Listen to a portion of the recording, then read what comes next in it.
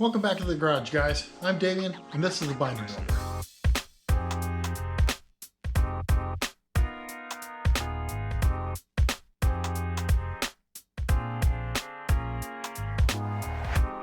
On today's video, I'm jumping back into fab work, but unlike the last two videos, I'm going to try to do my explaining while I build these things, so it's a lot clearer what I'm doing, how I'm doing it, and you can see it all come together at the time that I'm doing it. So with that, let's get going. So the first thing I did, I got some 2x4x3/16 box tube. I trimmed out the shackles and then I set them up and I double passed the outside. So if it looks really gnarly, not gnarly per se, but real thick weld, that's because there's a small weld in there, and then I went over it a second time. I had to do a little bit of trim, a little bit of sanding just to kind of clean it up, not much at all. You know, when you weld and it all comes together a little bit, it has that slight heat warp, you have the correct distance. But anyway, so I took that, I settled on about 14 inches from inside to inside. The problem with going wider, the wider I made it, the longer the wheelbase would be. I had to make an executive decision on how far I wanted it to go. I settled about 3 or 4 inches. So the stock axle center line is 9 inches. So that's about right there. Okay, and I think I've got mine about 13. That'll push my tires forward a bit, but then with the bigger tire, it'll actually sit almost, the back trailing edge of the tire will sit almost exactly where the stock back trailing edge of the tire is. Now once I got that measurement, I started kind of laying out the design of my lower arm. I am going to set it up for 2 shocks. Not sure I'm going to use 2 shocks, but I would like that availability anyway. So I'm not sure what my arms are going to end up at, but because I'm not sure yet what they'll end up at, I want to try to prepare for the worst. So if they do end up much heavier than I want them to be, I want that second shock to be able to handle that load as the suspension travels and so forth. There's a lot of guys out there who use round tube and things of that nature. You'll notice that I am going with a box tube lower and a box tube upper for that matter. Now, round tube is much easier. Obviously, I have a bender. I could bend it whatever shape I'd like, and it'd be done. And it's super light, comparatively. But what I'm concerned about is strength. And box tube, I know, is much stronger, in my opinion. So I'm going to be using, I'm going to try, I'm just playing at this point, remember. I'm going to try 1x3 box tube. And I'm going to basically cut it into the shape that I want. I'm going to cut it up. A lot of you guys, this is the trigger warning. A lot of you guys are going to be pissed that I'm not using plate. I don't know how to explain it. I'm just going to use this box tube for now. If I decide to recreate the wheel and do it all in plate, I'll do it. And it's not a big deal to me. So this is what I ended up with. I ended up drawing out all of the stuff with some soapstone. Soapstone's really nice. So I just drew it out with soapstone, all my measurements, things of that nature. And then I drew in the box tube and where I wanted to cut it. That way I could get some lengths to actually cut the box tube out. This is basically the shape. I'm going to leave about 6 inches. This is the shock line right here. This right here, this line right here is the axle center line. So the box tube is going to converge down to 2 inches. This is 1.5 inches. So bloop, that's going to go right in there. I'll actually weld this into another box tube, and so that I can make it travel into this section here and spread out the load of the bung and the tire and all that stuff. Main shock with the springs is obviously going to be in line with the axle center line. So, and this box tube is going to go to it. That way this tab here will tie directly to the tire. But anyway, so yeah, that's the design of my lower control arm. It's overall from the bushings to the bung is going to be 21 inches. Let me just stop real quick. Now, as you noticed, the last video, I calculated my A-arms needed to be a 22-inch long A-arm from the pivot point to the weld and bung in order to get my 76-inch total width. I just said 21. And the reason I said 21 is because it didn't include the pivot point or the weld-in bung. So even though I said 21 inches on the total length, that was just the A-arm, not including the pivot point or the weld-in bung. So I wanted to clarify that. I've got from the bushings to the shock center line, can't remember, I think it's like 14. Yeah, 14 inches. I'm leaving 6 inches between the shock tabs. Actually, you can see I got much more room on either side, just in case. I think I'm going to try 1x3 just real fast, because my point is to build this whole structure out of 1x3, and then I'm going to use this plate. It'll be like an overlay. So not only will I have the strength of the box tube, but I'm going to have the strength of the plate on top of the box tube. As for mounting this weld-in bung, I'm going to take some box tube. So that's like that. It's going to be shoot. And that'll go in like that. I'm going to cope it out there, or just notch it out there and slide it all into over this, so that I got all this weld.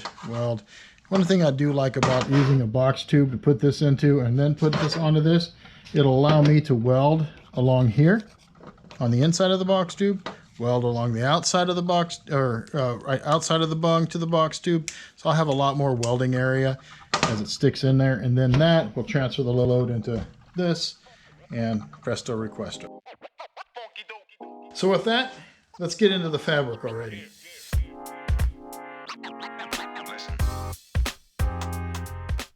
After cutting the 1x3 to length with the chop saw, I cleaned off the rust with a wire wheel and sanding pad.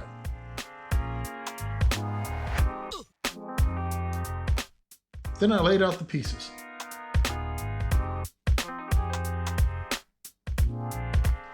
Marked them.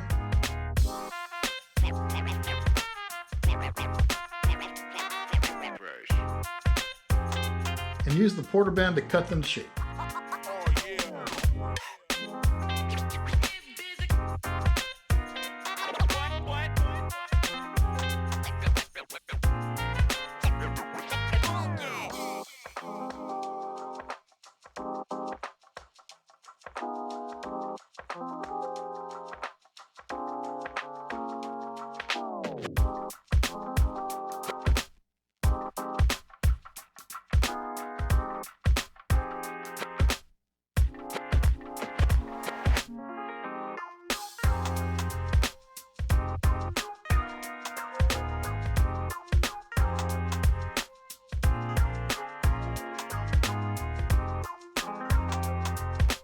Soon enough, the lower A-arm was taking shape. So I beveled the edges with my grinder.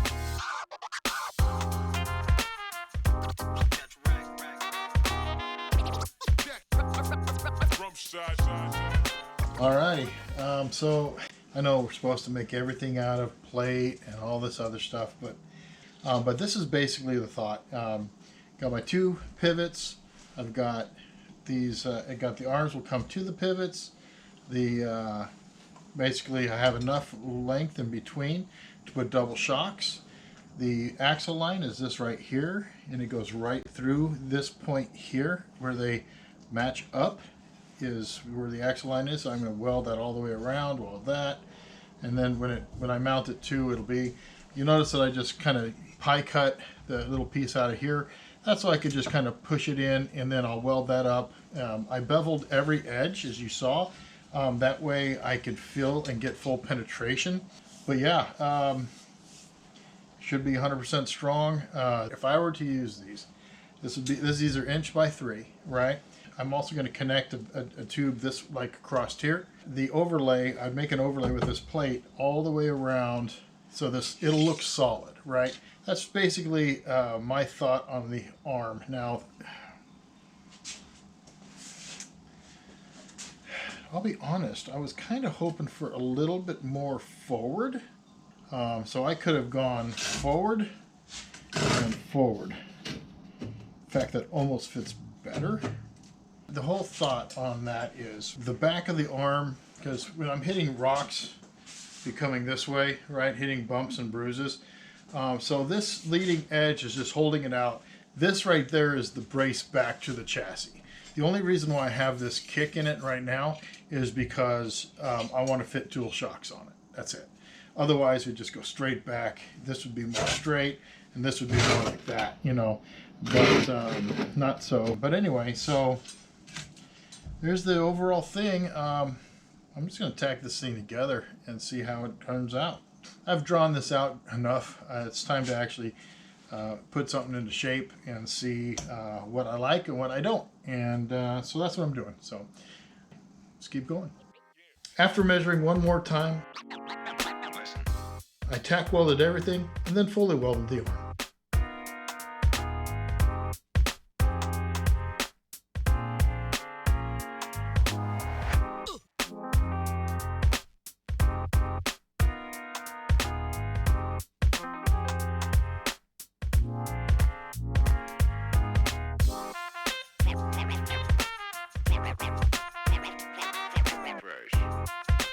All right, she's welded up.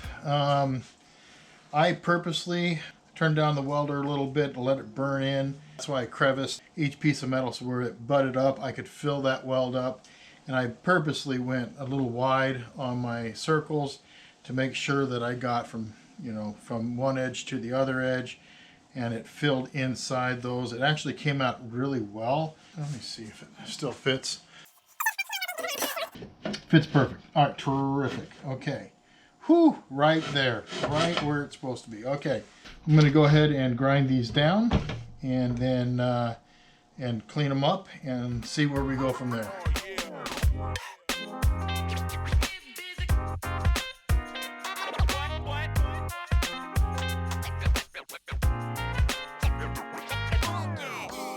So I got this all shaped out. I got it welded up. I actually weighed it on the bathroom scale.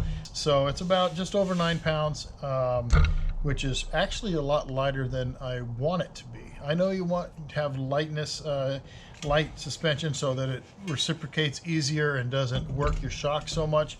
But I don't want it so light that I worry about strength, if you know what I mean. So I'm going to swap out this. I'm going to make this exact structure. This is 1 by 3 inch box tube that I used, and I'm going to use 1.5 by 3 box tube. That'll do a couple things. One, it gives me more thickness on the bottom, and I think this will be a stronger material. I like this material because I could actually put the weld-in bung. I have a square weld-in bung, so I could actually use that right in there. And so that will work wonderfully. It's about the same weight as this, maybe a little heavier. I might go from like 9.5 or whatever this was to maybe 12. And then you have to add the end caps, you have to add the weld-in bung and things of that nature, and of course the plate and the shock tabs. So it's gonna, if I could get anywhere from 15 to 20 pounds for the lowers, I think I'll be happy. I do want enough girth down there, so if it does take a hit from a rock or a boulder, animal, tree, whatever, it has the girth to do that. That's why I'm using 3/8 shackles as my pivot points. That's why I cut out my shackle bolt to 9/16, and that's why I'm using 2 by 4 main structure instead of tube. Honestly, it's all overkill. Maybe it's my rock crawling background. Maybe I'll learn how strong this metal actually is and not worry about it so much. But I do want plenty of strength. So I'm not going to use this lower arm, which is fine. I do want to use this material. I love the sleekness of this. This is super sleek. If you can see that as an upward arm, I can see that, right? So I am going to use this material as the upper arm because it is plenty strong, and it's light. So I'm going to play around with that, see if I can put something together there. This is probably just going to go into the trash or something. Yeah, so let's move on and start working on that while I still have some daylight.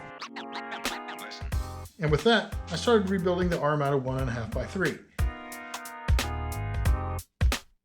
I'm not going to talk much during this, but all the same steps that I use with a 1 by 3 are being used with a 1.5 by 3.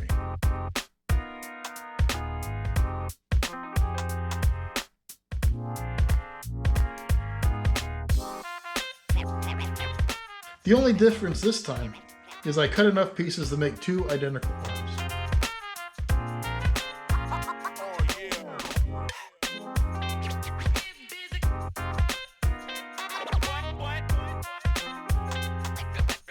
I'm also building the arms on top of each other to make sure that they are the same.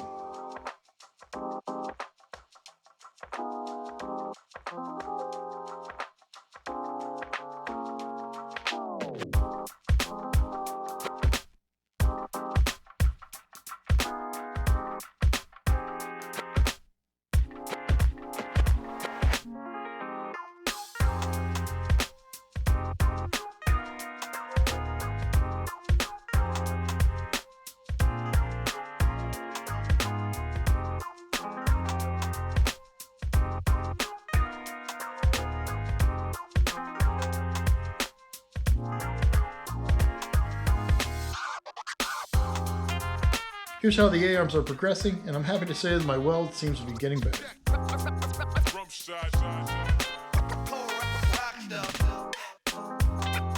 Happy with that, I squared up the bulkhead to the table and started marking the arms for trimming. Again, the goal is to make them identical as well as the proper length needed for my desired width.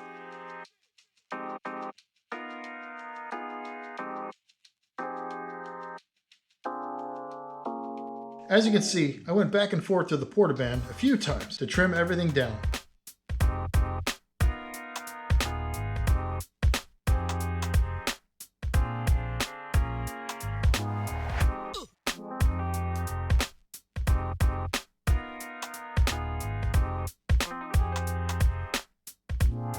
Once that was done, I cleaned everything up with some finish sand.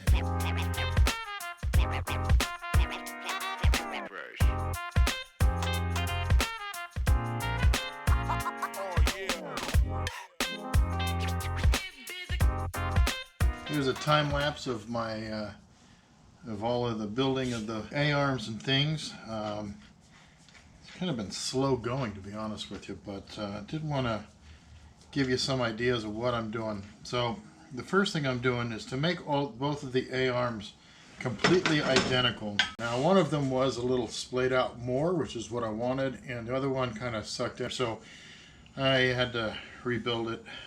So now they're exactly similar. Well guys, I would love to keep going to the next part of building these lower A-arms. If I were to add that to this video, I'd probably double the length of this video, and it's already getting pretty long. But thanks so much for watching. I really appreciate the time you guys take to watch my videos. Please go ahead and leave a like on this video and consider subscribing. But with that, I'll see you on the next one. I'm Damien, and this is The Binder Builder.